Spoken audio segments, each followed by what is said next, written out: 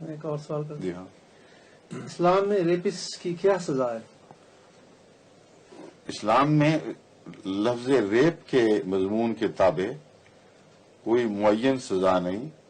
زانی کی سزا ہے، مگر ریپسٹ کے لیے ایک اور آیت ہے جس سے استنباط ہو سکتا ہے، جس میں سخت ترین سزائیں ہیں.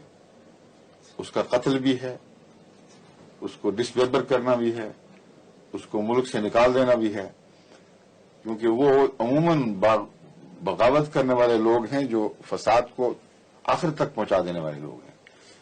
ان کا ذکر کر کے کسی ایک کی تعریف نہیں کی گئی، بلکہ عمومی حکومت کے لیے رستہ کھول دیا ہے. وقت کی حکومت کو اختیار دیا ہے کہ جو اس قسم کے بدباطن اور خبیث لوگ ہوں، جو اپنے جرم میں حد سے بڑھ چکے ہوں، ان کو ویسی ہی سزا دینی چاہیے تاکہ لوگوں کے لیے ڈیٹرنٹ بنے.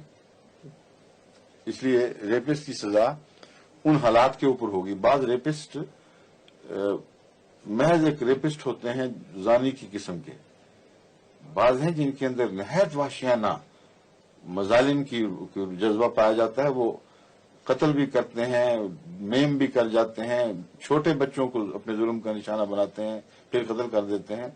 قتل نہ بھی کریں تو عملاً قتل کی طرح ہی چھوڑ جاتے ہیں. تو ایسے ریپسٹ کی وہ سزا تو نہیں ہو سکتی جیسے ایک چور کی 10 سال کے لیے قید کر دو اس کو. نہایت ہی لغو بات ہے، اس میں کوئی انصاف ہی نہیں ہے.